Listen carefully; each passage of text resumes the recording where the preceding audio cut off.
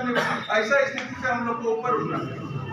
कोई अगर जेनविन बात को लेके आगे बढ़ रहा है, उसका दमन हो रहा है, तो सब लोग को उसको साथ देना चाहिए। आज देखिए वो लड़ करके आप तमाम लोग आज जो यहाँ बैठे हैं उसके पीछे उनको हम धन्यवाद करते हैं कि उन्होंने लड़ा और यह निर्णय लाया। क्या आदेश है? आदेश में लिखा है कि अफसर जो है वह हिटलर शाही कर रहे हैं, अपने पद का उपयोग कर रहे हैं, या सीधे जज साहब लिख दिया और उन्होंने कह दिया कि मान लिया कि बबीता चौरसिया संगठन बनाई, मान लिए बबीता चौरसिया ने संगठन बनाई है, लेकिन इसमें क्या अपराध?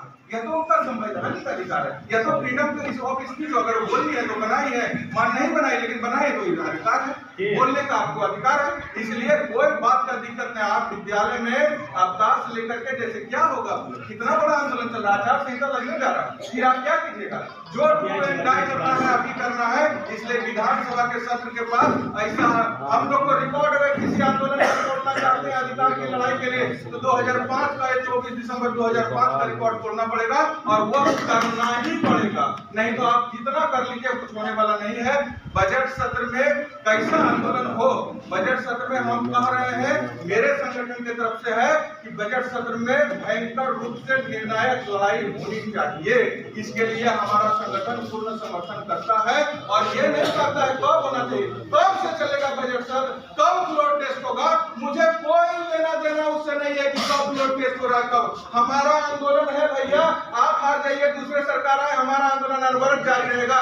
ये बहुत विकट संकट में हम लोग फंस गए, इसलिए हम लोगों को आज के डेट में अपनी लड़ाई का घोषणा कर देना है। अभी क्या बोल रहा था, कोई शिक्षा मंत्री ने बनाया, क्या करिएगा? कभी सरकारें बदल गई, क्या करिएगा? और इधर परीक्षा पास तक फॉर्म भरने का डेट खत्म हो रहा है। हम लोगों को जो भी निर्णय लेना है वह स्पष्ट रूप से ले लेना है। सत्र का डेट 10 तारीख से ना आएगा, कब से आएगा?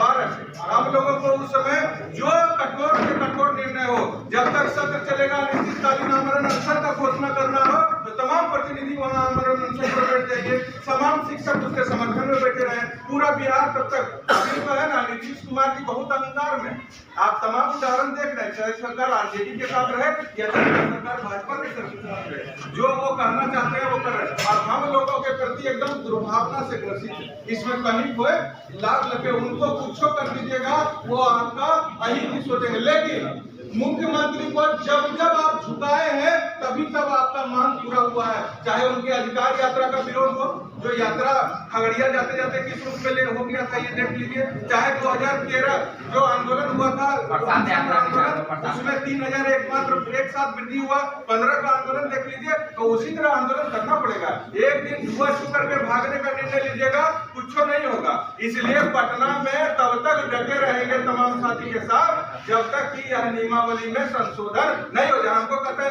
हमको तो राजकर्मी चाहिए, हम कुछ बात बता देना चाहते हैं। हम प्रमोद जी को भी भेजे हैं, कोर्ट में जाना है इनको, तो हम गए हैं वहां पर, हम भी कोर्ट में केस करने के लिए अपना प्रोसेस में है और देख रहे हैं कि इनका लिस्ट हो गया, तो इनको भेजे हैं। सुप्रीम कोर्ट का जजमेंट है कि जो सेवा लगातार दे रहा है, जिनका सेवा का नेचर है परमानेंट, उसको वहीं पर एब्जॉर्ब कर लिया जाए। दूसरे डिपार्टमेंट के इंटरेस्ट में है, लेकिन वो है कि 10 साल अगर आप काम कर चुके हैं तो आपको वहां पर एब्जॉर्ब करना पड़ेगा। रेलवे में ऐसा था, वह एब्जॉर्ब कर लिया और एब्जॉर्ब करके कहीं ट्रांसफर भी नहीं किया, वही रख लिया। तब हम इस रिपोर्ट में भी पढ़ाएंगे, सरकार को भी पढ़ाएंगे। आप देख लीजिए, सब जानते हैं कि आंगनबाड़ी का जो बहाली होता है उसमें नियोजित शिक्षक के परिवार को नहीं होता। कहे पढ़ लीजिए, डबल बेंच एलपीए का बहुत फेमस केस है वो, उसमें जज साहब का स्पष्ट लिखा हुआ ओपिनियन एक तरह से ऑर्डर है, तो अब परिभाषित करके वो कहे हैं कि नियोजित सिंगल बेंच में जब गया तो वो हार गई,